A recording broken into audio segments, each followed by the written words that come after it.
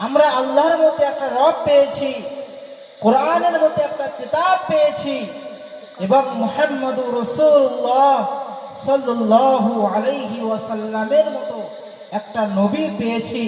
তারপরেও পুরো বিশ্বের মধ্যে সব জায়গায় মুসলমান লাঞ্ছিত, অপমানিত, বঞ্চিত হচ্ছে। কারণটা আমাদের কাছে তো আল্লাহ আছে, আমাদের কাছে তো কোরআন আছে, আমাদের কাছে তো হাদিস আছে, আমাদের কাছে তো মুহাম্মদুর রাসূলুল্লাহ আদর্শ আছে।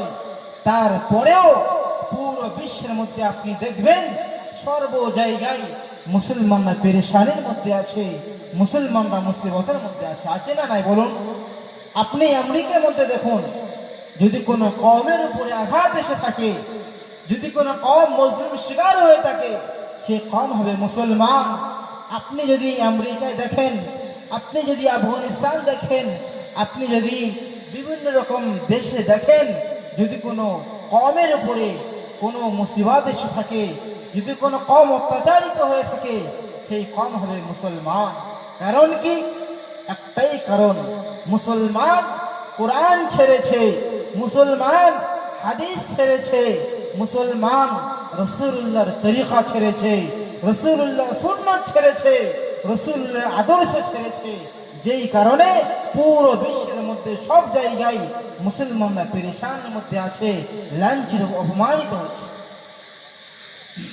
আমার ভাই জানেরা, আল্লাহ রাসূল সাল্লাল্লাহু আলাইহি ওয়াসাল্লাম বলেন, রাসূল যখন ইন্তেকাল হয়ে যাবে, রাসূলের ইন্তেকাল হয়ে যাওয়ার পূর্বে আল্লাহর পয়গম্বর বিশ্ব নবী জনাবে মুহাম্মদুর রাসূলুল্লাহ সাল্লাল্লাহু আলাইহি ওয়াসাল্লাম সাহাবাদেরকে ডাকলেন।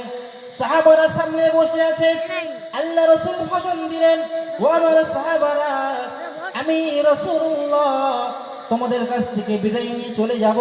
আমি হাবিবুল্লাহ তোমাদের কাছ থেকে বিদায় নিয়ে চলে যাব। আমি তোমাদের কাছে দুটো জিনিসকে রেখে যাচ্ছি। তারাকতু ফীকুম আমরাইন লান তাদিল্লু মা তামাসসাকতুম বিহিমা কিতাবুল্লাহি ওয়া সুন্নাতি রাসূলিক। আল্লাহ রাসূল বলেন, ও আমার সাহাবারা, আমি রাসূলুল্লাহ তোমাদের কাছ থেকে চলে যাব। আমি তোমাদের কাছে দুটো জিনিসকে রেখে যাচ্ছি, একটা হলো কোরআন আর একটা হলো আমার রেখে যাওয়া হাদিস। যতক্ষণ পর্যন্ত তোমরা আমার কোরআনটাকে মেনে চলবে, তোমরা কোরআন মোতাবেক চলবে, তোমরা হাদিস মোতাবেক চলবে, কোনোদিন তোমরা পথভ্রষ্ট হবে না, কোনোদিন তোমরা লাঞ্ছিত হবে না, কোনোদিন তোমরা বঞ্চিত হবে না। আজকের আমাদের অবস্থা এরকম কেন? আজকের আমাদের অবস্থা এরকম এই জন্য, আমরা কোরআন ছেড়েছি, আমরা হাদিস ছেড়েছি, আমরা রাসূলের মধ্যে একটা নবী পাওয়ার পরেও রাসূলের সুন্নাত আমাদের মধ্যে নাই, রাসূলের আখলাক আমাদের মধ্যে নাই, রাসূলের চলাফেরা, রাসূলের আদর্শ আমাদের মধ্যে নাই। যেই কারণে আজকের সব জায়গায় মুসলমানরা পেরেশানির মধ্যে আছে। ঠিক কানি বলুন, ঠিক না ঠিক?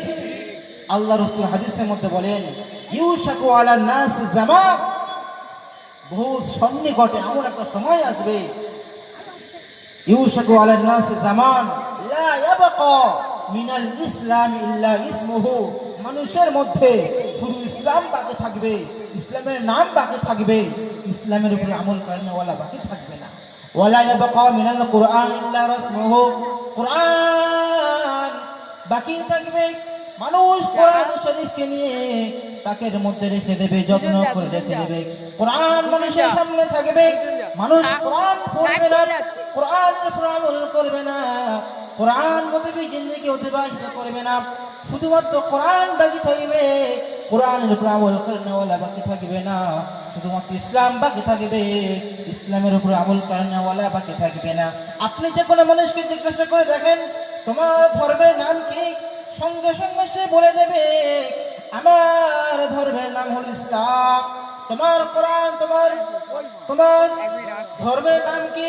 এবার তোমাদের কিতাবের নাম কি?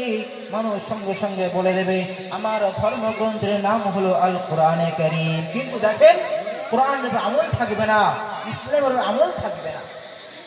মেরে ভাই মুহতারাম বুজুর্গ, আমরা যদি ইসলাম না মানি, আমরা যদি ইসলাম মোতাবেক যদি না চলি, আল্লাহ পাক আমাদেরকে ধরবে।